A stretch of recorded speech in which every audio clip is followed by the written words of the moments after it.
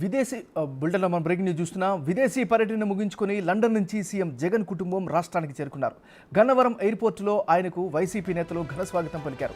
ఈరోజు ముఖ్య నేతలతో సీఎం జగన్ పలు అంశాలపై చర్చిస్తారు. పోస్టల్ బ్యాలెట్ వ్యవహారంపై మధ్యాహ్నం నాయకులతో సమావేశం కానున్నారు. అనంతరం కౌంటింగ్ ప్రక్రియకి జరుగుతున్న పార్టీ ఏర్పాట్లపై నేతలతో సీఎం జగన్ సమీక్ష చేస్తారు.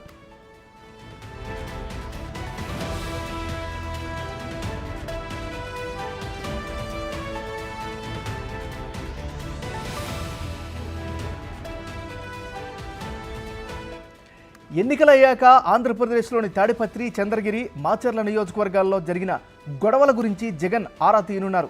ముఖ్యంగా 3 రోజుల్లో ఎన్నికల ఫలితాలు రానున్న నేపథ్యంలో కౌంటింగ్ ఏజెంట్లకు సూచనలు, ఎగ్జిట్ పోల్స్పై సీఎం ఫోకస్ పెడతారు. మరోవైపు జీఏడీ ఆదేశాలపై సీఎం జగన్ చర్చించే అవకాశం ఉన్నట్టు తెలుస్తోంది.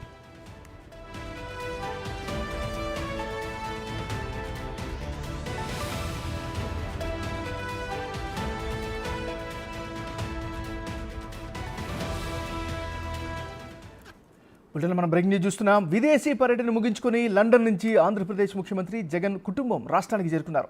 గన్నవరం ఎయిర్పోర్టులో ఆయనకు వైసీపీ నేతలు ఘన స్వాగతం పలికారు. ఈరోజు ముఖ్య నేతలతో సీఎం జగన్ పలు అంశాలపై చర్చిస్తారు. ఇక ఇదే అంశానికి సంబంధించి మరింత తాజా సమాచారాన్ని మా రిపోర్టర్ శివ లైవ్లో అందిస్తారు. శివ, చెప్పండి.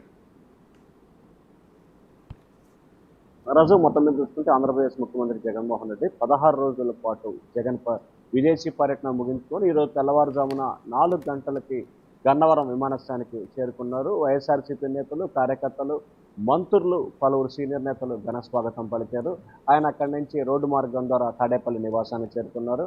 ఉదయం పూట కొంచెం విశ్రాంతి తీసుకొని మధ్యాహ్నం నుంచి కూడా పార్టీ నేతలు, ముఖ్యమైన నేతలతో కూడా సమావేశం కాబోతున్నారు. ప్రధానంగా 4 అంశాలకు సంబంధించి కూడా జగన్మోహన్ రెడ్డి సమావేశం కాబోతున్నారు. ఒకటి, రాష్ట్రంలో పోలింగ్ సరళి, ఏ నియోజకవర్గాల్లో ఏ శాతం పోలింగ్ నమోదైంది, గతంలో ఏ స్థాయిలో పోలింగ్ నమోదైంది, ఈసారి ఏ స్థాయిలో పోలింగ్ నమోదైంది, వాలంటీర్ల నుంచి తెప్పించుకున్న నివేదిక ఆధారంగా కూడా ముఖ్యమంత్రి సమీక్ష చేయబోతున్నారు.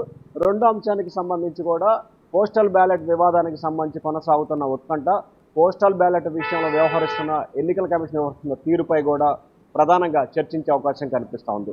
దాంతోపాటుగా రాష్ట్ర వ్యాప్తంగా కూడా వైఎస్ఆర్సీపీ నేతలు, కార్యకర్తలపై కేసులు నమోదు చేయటం, కొంతమంది పార్టీ నేతలు అజ్ఞాతంలోకి వెళ్ళిపోవటం, ఏసీ వ్యవహరిస్తున్న తీరుపై, అలాగే పోలీసుల వ్యవహార శైలి, అలాగే తాజాగా ప్రభుత్వ సలహాదారుడు, పార్టీ ప్రధాన కార్యదర్శి సజ్జల రామకృష్ణారెడ్డిపై కేసు నమోదు.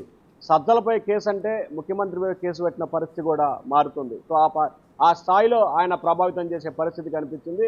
సో దానిపై కూడా ఆయన ఈరోజు సమీక్షించే అవకాశం కనిపిస్తూ ఉంది. సో మొత్తం మీద చూసుకుంటే ఈ అంశాలకు సంబంధించి ముఖ్యమంత్రి జగన్మోహన్ రెడ్డి సుదీర్ఘంగా సమావేశం నిర్వహించబోతున్నారు. ఆ తర్వాత సాయంకాలం 6 గంటల నుంచి ఎగ్జిట్ పోల్స్ కూడా వచ్చే అవకాశం ఉంది. ఎగ్జిట్ పోల్స్ వచ్చిన పరిణామాలు, పోలింగ్ సరళి, వీటన్నిటిని కూడా సరళీకృతం చేసుకొని విజయ అవకాశాలపై ముఖ్యమంత్రి జగన్మోహన్ రెడ్డి ఒక అవగాహనకు వచ్చే అవకాశాలు అయితే కనిపిస్తూ ఉన్నాయి. మరొక వైపు ఎగ్జిట్ పోల్స్ ఇచ్చే నిర్వాహకులు కూడా ఏ పార్టీకి అనుకూలంగా ఉంటారో ఆ పార్టీకి అనుకూలంగా ఎగ్జిట్ పోల్స్ ఇచ్చే అవకాశాలు కనిపిస్తూ ఉన్నాయని చెప్పి ప్రస్తుతం విస్తృతంగా ప్రచారం జరుగుతూ ఉంది.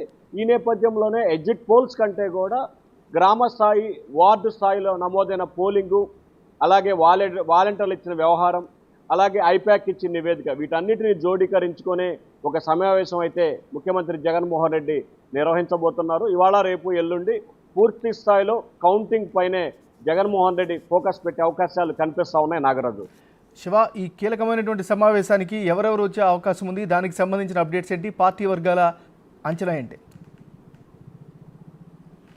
ప్రధానంగా చూసుకుంటే ఏదైతే కీలకమైన నేతలు ఒక 8 నుంచి 10 మంది ఉంటారు. సజ్జల రామకృష్ణారెడ్డి, విజయసాయిరెడ్డి, జోగి రమేష్, పేర్నే నాని, వైవి సుబ్బారెడ్డి, సో వీళ్ళతో పాటుగా అదనంగా అందుబాటులో ఉన్న నేతలైతే వచ్చే అవకాశం కనిపిస్తూ ఉంది. ఎందుకంటే ముఖ్యమంత్రికి సంబంధించి కీలకమైన నేతల్లో ఈ 4 ఎవరంటే సజ్జల రామకృష్ణారెడ్డి, విజయసాయిరెడ్డి, వైవి సుబ్బారెడ్డి. సో ప్రస్తుతం ధనుంజయ రెడ్డి నిన్న రిటైర్డ్ అయ్యారు కాబట్టి సో ఆయన పాత్ర ఏ విధంగా ఉండబోతుంది అనేది కూడా ఈరోజు ఒక అవకాశం కనిపిస్తూ ఉంది. సో మొత్తం మీద చూసుకుంటే కనుక కీలకమైన నేతలతోనే ముఖ్యమంత్రి సమావేశం నిర్వహించబోతున్నారు. ఆ తర్వాత రీజనల్ కోఆర్డినేటర్స్ ఎవరైతే ఆంధ్రప్రదేశ్లో 26 జిల్లాలకు సంబంధించి 9 మంది రీజనల్ కోఆర్డినేటర్స్ ఉన్నారో ఆ 9 మంది రీజనల్ కోఆర్డినేటర్స్తో కూడా ముఖ్యమంత్రి స్వయంగా మాట్లాడటం కానీ లేకపోతే టెలికాన్ఫరెన్స్లో మాట్లాడే అవకాశాలు కూడా కనిపిస్తూ ఉన్నాయి Nagaraju. Right, thank you Shiva.